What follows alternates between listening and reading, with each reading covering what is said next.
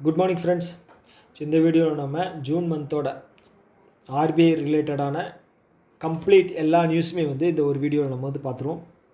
RBI தவிர்த்துட்டு SEBI நியூஸும் ஒரு சிலது நான் இன்க்ளூட் பண்ணியிருக்கேன். ஓகே, ஸோ நான் இது என்னோட கைப்பட எழுதுனதுனால உங்களுக்கு ஒரு சில நியூஸ் புரியாமல் போகிறதுக்கு வாய்ப்புகள் அதிகமாக இருக்குது. ஏன்னா என் ஹேண்ட் ரைட்டிங் அந்த லட்சணத்தில் தான் இருக்கும்.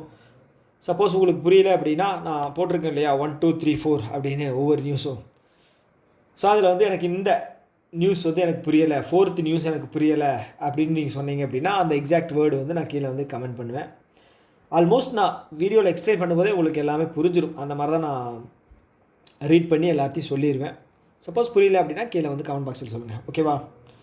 ஓகே, ஸ்டார்ட் பண்ணிடலாம். ஸோ ஃபஸ்ட்டு நியூஸ் என்ன அப்படின்னா, Reserve Bank of India climate risk data platform அப்படிங்கிற ஒரு பிளாட்ஃபார்ம் லான்ச் பண்ணியிருக்காங்க. ஸோ இதில் கிளைமேட் ரிலேட்டடான விஷயங்களை எப்படி ஃபினான்ஷியலாக இம்பேக்ட் க்ரியேட் பண்ணுது அப்படின்னு சொல்லி ஒரு சில டேட்டாஸை இதில் ரிலீஸ் பண்ணுவாங்க. இது 2 செப்பரேட்டான பிளாட்ஃபார்மை டிசைன் பண்ணியிருக்காங்க. ஒன்று பார்த்தீங்க அப்படின்னா ஜென்ரல் ஆடியன்ஸ், நம்மள மாதிரி இருக்கிற ஆட்களுக்கு அதை ஆக்சஸ் பண்ணிக்கலாம், அந்த டேட்டாஸை ஆக்சஸ் பண்ணி தெரிஞ்சுக்கலாம்.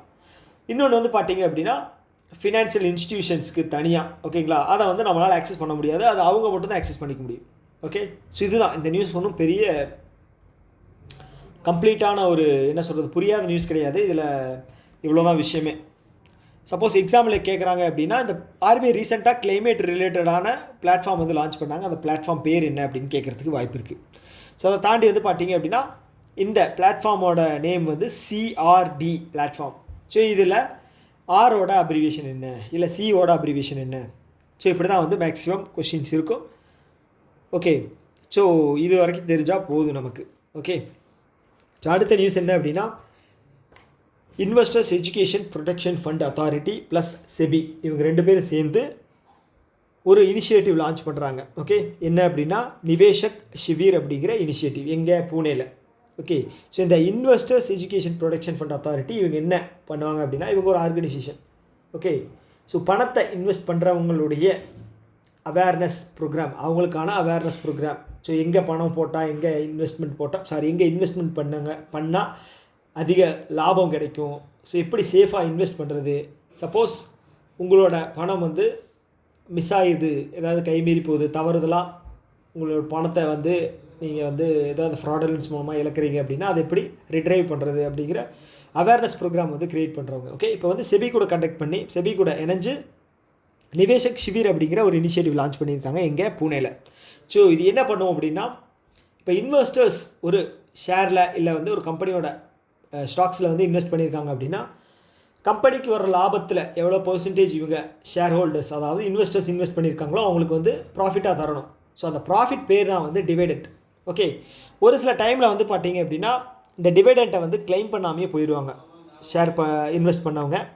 ஸோ அந்த மாதிரி உங்கள்கிட்ட நீங்கள் கிளைம் பண்ணாத டிவிடெண்ட் ஏதாவது இருக்குது அப்படின்னா ப்ராப்பரான டாக்குமெண்ட்டோ இல்லை கேவைசியோ இல்லை ப்ரூஃபோ கொடுத்து நீங்கள் அதை கிளைம் பண்ணி எடுத்துக்கலாம்.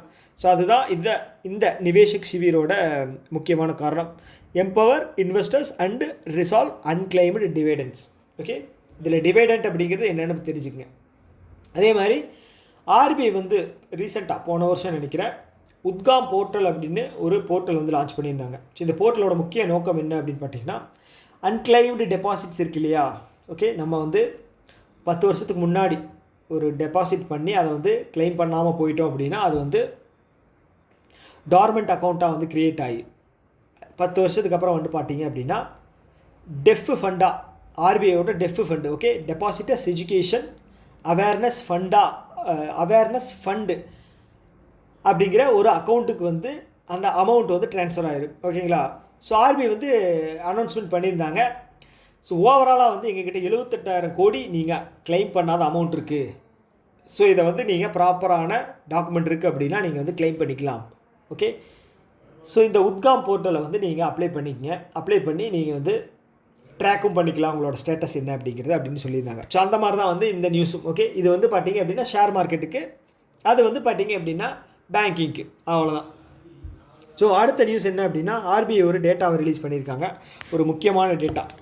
ஸோ இது என்ன அப்படின்னா இந்தியாவோட பேங்க்ஸ் இருக்கு இல்லையா, எல்லா பேங்க்கும்.